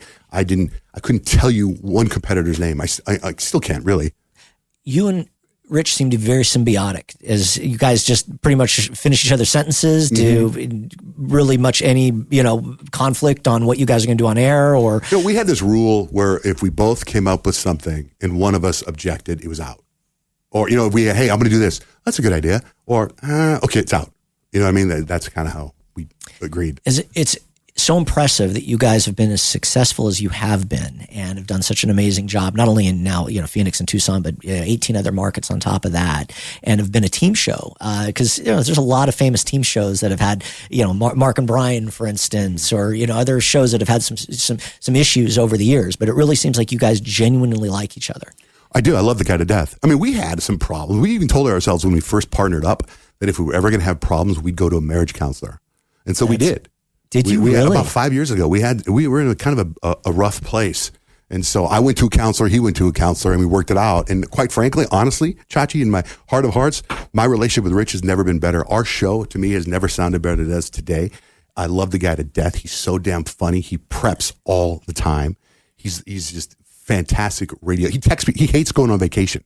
He texted me, we were on vacation last week. He texted me, he's like, I can't stand it. I want to go do a show. I'm like, I get it. I know. You and Rich still seem to have so much passion. Well, at least you do. I can't speak for Rich. He does. He's got more passion than me, I would think. What keeps you motivated today to have this just amazing work ethic that you have and to want to come in every morning and do a phenomenal show? I love doing what I do. Like, I love it. Like, I get up in the morning. I get up sometimes, most of the time, I say 9 times out of 10, I get up before my alarm. And I get up and I jump out of bed and I'm just pumped. I can't explain it. It's just, it's the truth. Walk me through a typical day, a typical show day. Okay, you mean like you want to know my morning routine? Yeah. Because you're going to think I'm out of my mind. I'd love to hear it. So I have sleep apnea. So I sleep with a CPAP machine, right? And I got it hooked up to an oxygen tank. Very Michael Jackson-like. Really? Yeah, so I sleep, and not because the doctor told me to, just because I was able to get a hold of an oxygen tank. Okay. So I sleep with a CPAP on. I wear a ski mask. A thin, like ninja mask over my face because it leaves marks, the mask does. So I wear this ski mask, I have a mouth guard, I put earplugs in, and then I put the CPAP on. So when I get up in the morning, I take all that off. And then I go and I jump on a trampoline I have in my closet. And hold on, back up. I don't mean to snicker at that. When did you find out that you had sleep apnea? 2005, I think. Okay. Yeah, 2005. Okay. I had some little episode. And having that machine, you feel rested and it helps. Okay. Oh, it's amazing. I love this machine. Okay. And doesn't bother your wife? She sometimes if we go on the road and I take a portable with me, it makes a little noise. I see. Yeah, but okay. Yeah. But I have this trampoline that I saw Tony Robbins jump on. Have you ever seen? Did you watch his documentary? I'm Not Your Guru? I did. Yeah. He jumps into a turtle. Yeah. And then he gets in a cold plunge. I got the trampoline, so I jump on that for a little bit, and then I go in my house. I have a gym, so I don't work out in the morning, but I feel like movement is medicine. I read that somewhere. So before before I go into the show, I do some bicep curls, I do some chest press, I do some lunges, just maybe like one set of each to keep, just it moves my body. It just wakes me up. It's like coffee. I am, a little color commentary here, really impressed. You are shredded, man. You are, I mean, you are the first thing when you came in, our composer, I think I may have mentioned this in the past, his father, Rick Drazen, was a professional bodybuilder. And it's like the first thing you reminded me of is that, man, you are really big. How often, how much do you lift? Like weight wise, or Yeah. like I work out every day. I work out Monday through Friday. Every day, like real okay. workouts. And Wednesdays, it's a hip day, hip mobility. But the rest of the time, Okay, so you're dedicated. I mean, you're like Mark Wahlberg, dedicated. I So wish I had those abs. you're- Well, my dad died of a heart attack in 2007. Oh, man. Right, and he was the healthiest dude I knew. That dude had abs at 66 years old. Ran on the beach with boulders. And so when he died, I had 3 little boys. I was like, I got to get in. I was 100. I lost 110 pounds back in 2007 after my dad died. So Okay. I was like, I've been trying to stay as healthy as I can now so that I'm around for my kids. I apologize. I interrupted, but just you working out, and I wanted to give that color thank commentary, you. the shape that you're in. So, okay, so you go into the gym that you have. I go to my gym. I do that little routine. I roll up my back, and then there's this guy named Gary Brecka. He's a biohacker. He's everywhere. He's been pushing this hydrogenated water. Okay. So I bought one of those. So I have 3 glasses of hydrogenated water before. Then I go in my hot tub. I stretch out my hot tub. I call it a meditation pool at night because it's 4:00 in the morning. It's pitch black, and I meditate a little bit, and I kind of thank God. I'm grateful for certain things in my life: the backyard, my wife, my kids, the pool, my career, my job, my coworkers, things that I'm very grateful for. And I say a little prayer for people in my life that have passed, whether I'm close with them or not. A lot of people don't even know that I know them, but just I say, I pray for them a little bit. Then I do 3 sets of 30 deep breaths in the hot tub. Then I jump in my cold plunge for about 3 minutes. Then I get up, I go upstairs, I put on my underwear, or there's a shower outside, a shower. I do some push-ups, and then I brush my teeth, I get ready for work. And then I go, and then I drive into work. That is a really impressive routine. How long does that take you from start to finish? It takes me about a half hour, I think maybe more. It takes me an hour from when I wake up to when I'm in the studio. Okay. Right? And I live really close to the radio station. Okay. The spirituality aspect is really interesting to me as well. Where is that something that you grew up with? Were your parents? Yes. My mom always said our prayers every night. She would stand in the doorway between me and my sister and say, we pray all the time. And then when I get in the car and I drive to work, I have silence, and then I pray out loud. And I out loud, I say all the things I'm grateful for in my life. On the way, I have to say it by the time I get to certain red lights or somebody in my family dies. So I have a little OCD with that. So I'm very grateful for certain things. So that's a game you play in your head if you don't say it out loud. Yes. Okay. By the time I get to Indian school, if I already said everything I'm grateful for, someone's going to die. And then when I was going to San Diego State, I had really bad grades and I got kicked out. And so to get back in, I had to go to community college. I went to San Diego City College. I went to Mesa College, mostly San Diego City College. And they had a radio department there. So I took a bunch of radio classes there. And there was a teacher by the name of Fred Lewis. He was on like public access TV, and he was a weatherman in somewhere, but he's a legendary guy, I think, in San Diego, But he was my teacher.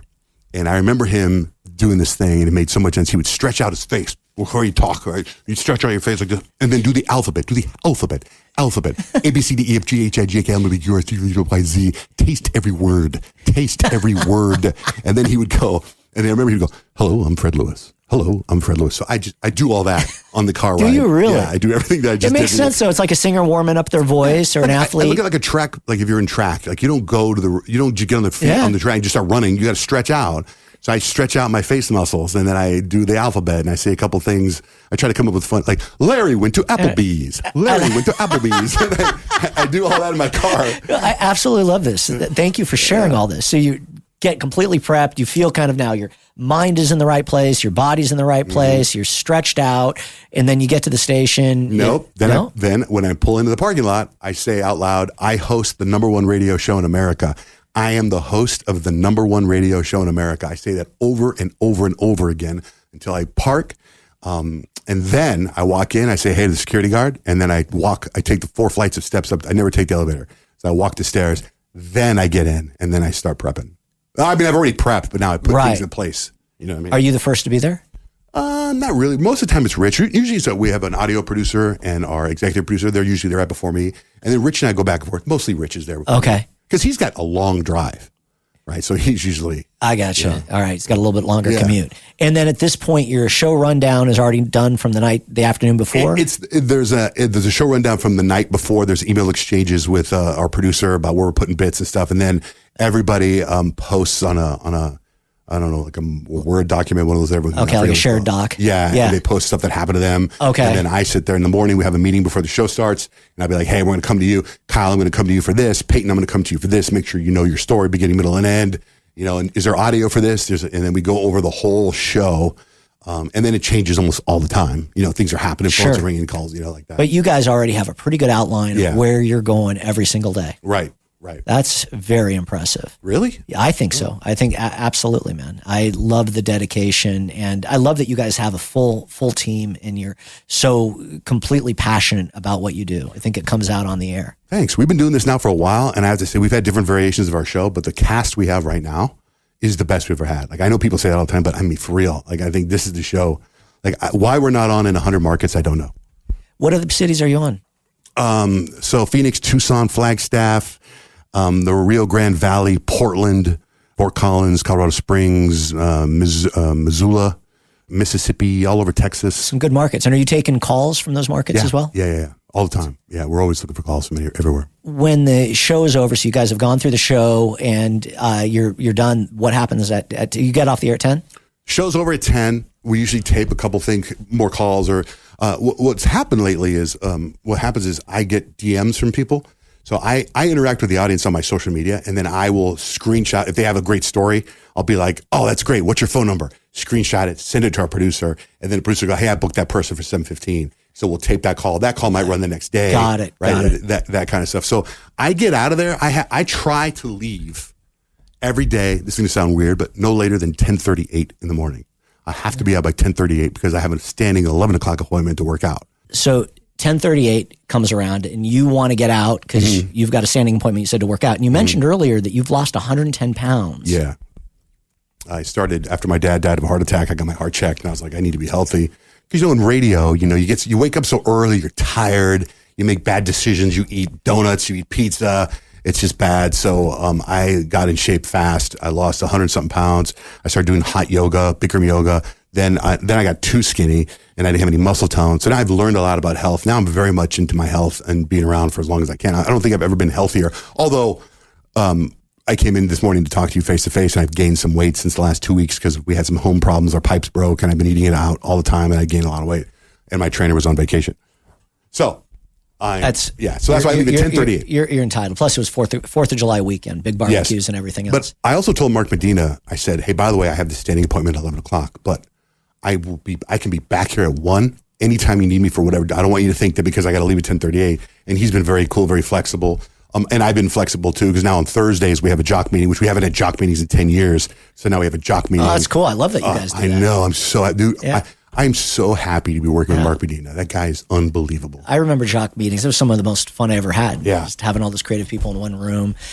10:38, you leave. Do you go to a gym, work with a trainer? Yeah, my doctor. So I have this really cool relationship with my doctor. My doctor has a gym in her office. Oh, wow. And she also has hyperbaric chambers and she got red light therapy. So I go work out with my trainer, but my doctor's there all the time. So she'll be like, hey, we need to get your blood tested. So they just draw my blood right there and then I go work out. It's just that's interesting fantastic. little concept. So I'm very, very, I don't think I've ever been healthier or feel better than I do right now, which is what I'm saying. Like, I'm put a 10-year deal in front of me, I'll sign it. You know what I mean?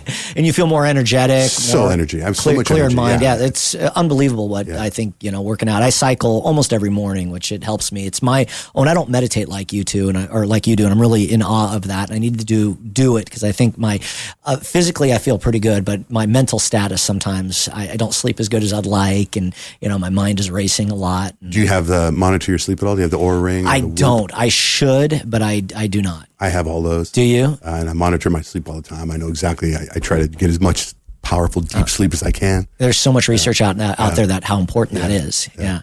You get done, you work out, and then you'll go home? I will go home. I get home around 12:30 or 1 o'clock, and I'll usually have lunch with my wife. Or it's summertime. My kids are home.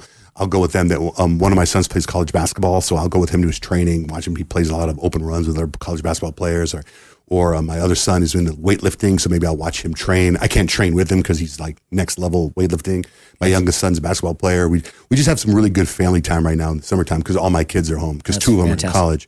Yeah, but I also like it's although I leave at 10:38, I'm constantly prepping. Sure. I'm prepping during the show. I'm prepping now. I'm prepping when I'm home. I'm texting with the producers all day, or with Rich, like all day. And then you come up with an idea, or someone comes up with an idea, they put it on the shared doc, and then you guys can share notes. Or you see some breaking news or something that's is getting kind of like one of those fun little Instagram things going crazy. Like, they happen to be from Arizona. Let's get them on the air tomorrow. We're always hustling, always.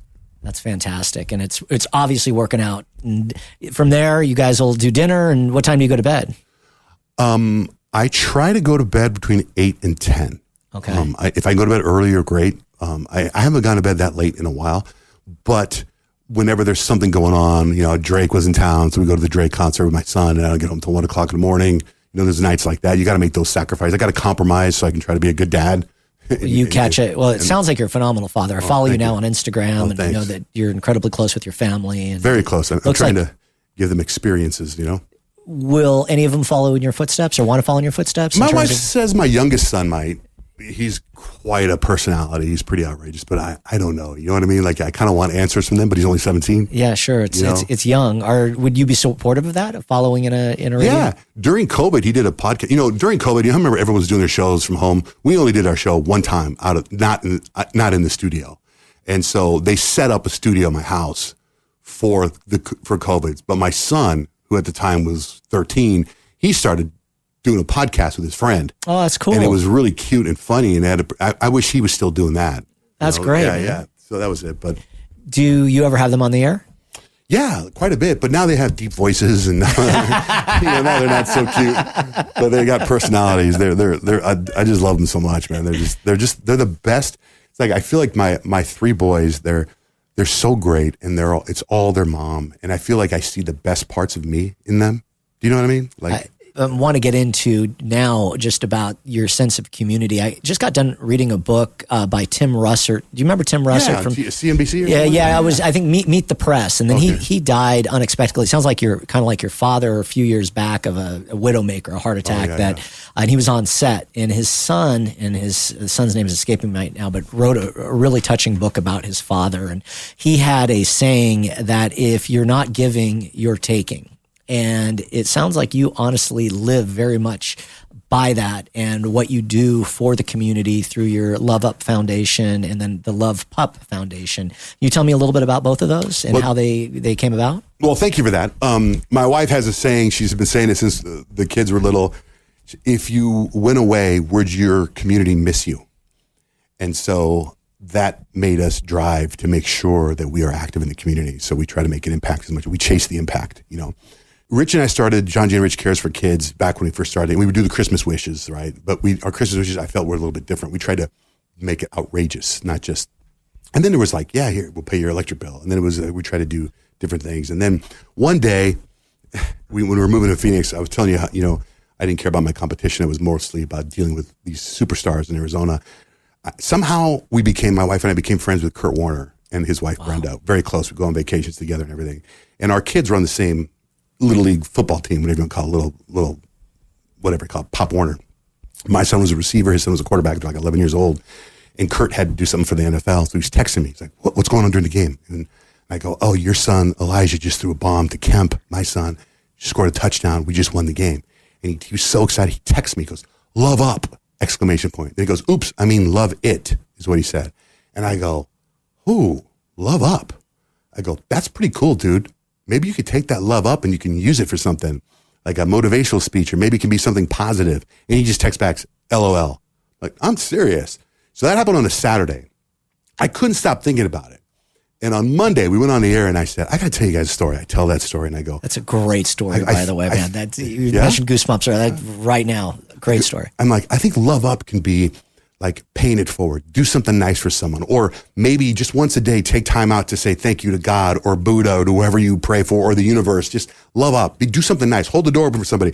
So I told the story on the air and I said, it should be like a logo. I said like #LoveUp. And somebody shoots me a DM with the logo they made. And they go, we're going to put this on a t-shirt. I said, okay, great, do it. So about a week comes by this guy shows up with a T-shirt that says #LoveUp on it. And he goes, here. And I put it on, and I took a picture, and I posted, like, hey, look at this guy made the LoveUp shirt.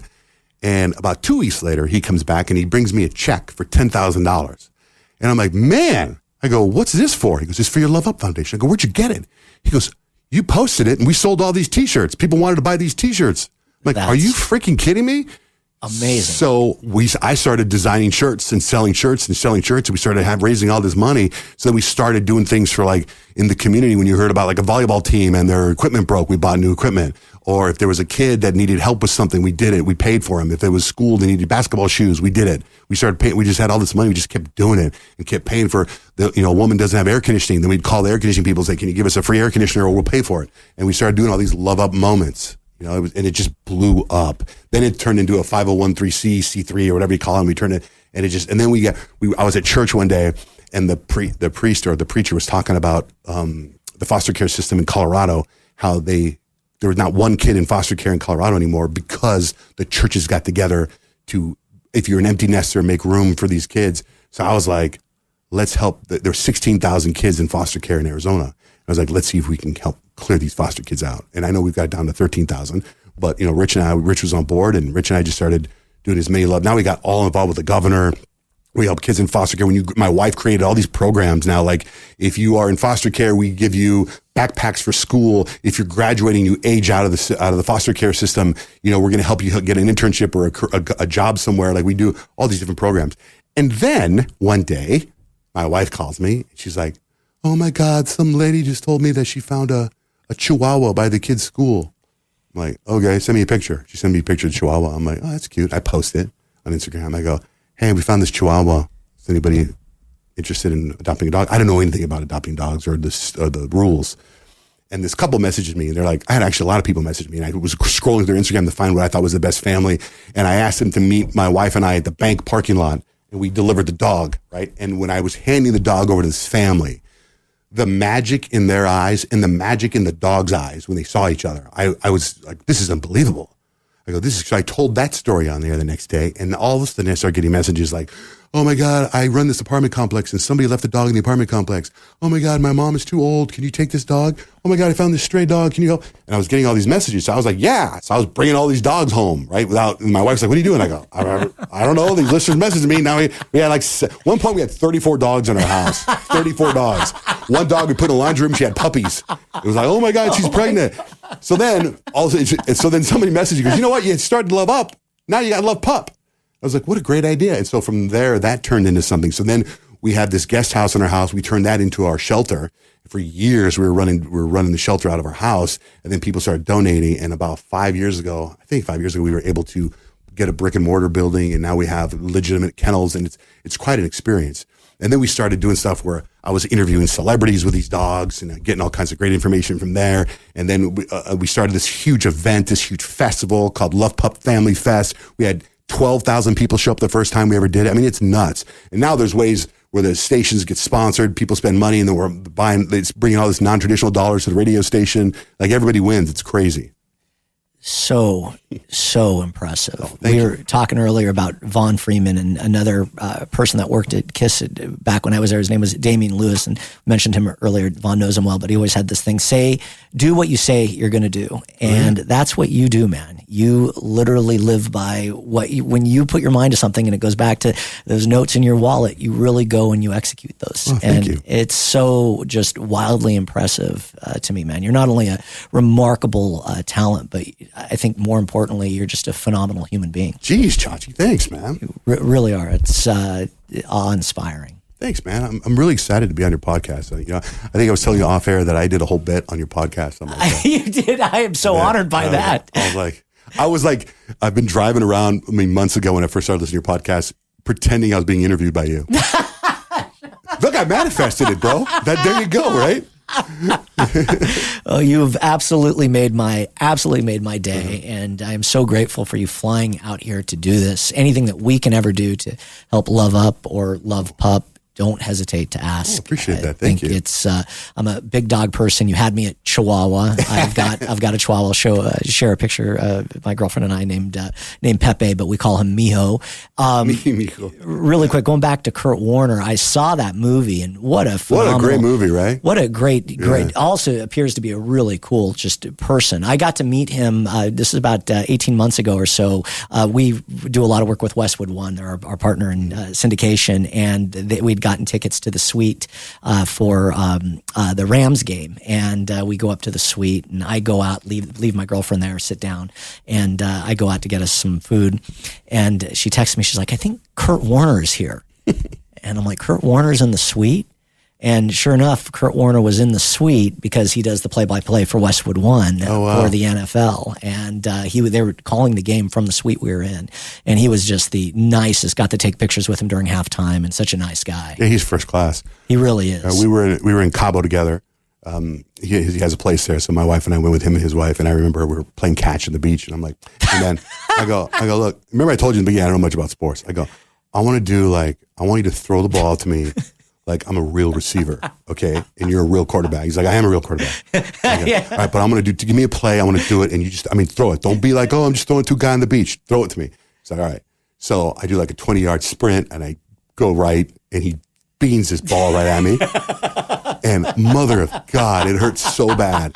And it hit me in the chest and bounced off. Then another time, I go, do it again. I'm going to go left. And it hit me in the nuts. And I went down. I was laying in the sand. I told you. You're a big guy, too. I can't throw and I can't catch. I imagine if I tried to catch one of his footballs, it'd knock me over 10 feet. I think he had a lot of fun trying to hurt me. Well, I've got one last question for you, man. The mentors that you've had in your life are remarkable, and you've certainly been fortunate to have people like Bruce Walton and Mark Medina and so many people, great people around you, and I'm sure you've learned a lot, but you've also taken advantage of that opportunity and you've worked your ass off, and that work ethic is so impressive. You're also just really involved, you and your wife, and your kids with LoveUp and LovePup. What do you want to be remembered for? Oh man, that's a great question. But first, one person, I don't know if I talked about, one of the biggest, my current mentors right now that I talk to all the time is Dennis Clark. Dennis is phenomenal. You should get him on here. You haven't had him? I have not, no, but every time I see Dennis speak, I'm always really impressed by Dennis. Dennis Clark has taught me empathy, compassion. He's just a fantastic human being. I asked him to pick me up at the airport today, and he said no. No, he's in Portugal. but yeah, Dennis is on the road all the time. I know. When I run into Dennis, because he lives here in LA, I run into him. We're in Europe somewhere at a conference, or it's never here in LA. It's always somewhere abroad. I love him. I love him so much. So good. Yeah, so good. I text him all the time for advice and bits and stuff. But well, let's really quick, when Dennis works with you, and I know he works for iHeart and he works with a lot of the morning shows, what do you guys have, like a regular session with him, or how does that work? He flies in every once in a while, maybe twice a year, maybe. I don't know, but I talk to him all the time. Like, okay. Hey, what do you think about this, or how did this turn out? Or so he's monitoring you, and listening to breaks and so forth. Yeah, I'll text him, like especially our weeklies. Check this out, But I don't text him if it's ever bad. He's just so smart, that guy. I mean, think about it. He was Rick Dees' producer. Yeah. He was Seacrest's producer. Like, he's worked with the best of the best, He has. So he's great. Well, okay, so how do I want to be remembered by? Boy, that is such a great question. I think I want to be remembered as a good husband, a good dad, and hopefully a great radio personality. Maybe a great husband, a great dad, and a good radio personality. I don't know, one of those three, or all those three. Something like that, I think you're doing a remarkable job thanks. Of that, man. Thank you, Chachi. And thank you for what you do for the industry. It's an industry, as you know, I love, and just absolutely grateful for your passion. And thank you for taking the time to come out here and be on the podcast. It means more than you know. And finally, thanks for everything you do for humanity. Thanks. It's amazing. You got to get Bob Pittman on, Rich Bressler on. You can get those guys, Dennis Clark on. I got a list of people I want to hear you interview. Deal. I will get. I did have Tony Coles on from. I heard that he was great. Yeah, he ran. You know how they switch positions. All that. He was our guy for a long time. I love that guy. He's a really bright guy. Yeah, he's fantastic. He uses a lot of big words. Yeah, absolutely. I think he dropped the word efficacious on me one time, and I didn't know what he was talking about. He's very smart. But he's very smart. I know you're wrapping up when I keep talking. I'm sorry. Oh man, I could go all day long, man. But thank you very much. Congrats on all your success, and let's definitely do this again soon. Well, thank you, man. This has been a blast. Thank you, guys. Thanks for listening to Chachi Loves Everybody. If you like the show, we hope you leave us a 5-star rating and tell your friends. Make sure to follow us on Apple Podcasts, Spotify, or wherever you listen to your podcasts. This has been a Benztown McVeigh podcast production. Hosted and researched by Dave Chachi Dennis. Executive producer, Darren Silva. Producer and editor, Jake Urbanik. Show coordinator, Estefania Padilla. Marketing and distribution, Suzanne Aksu and Robbie Gessel.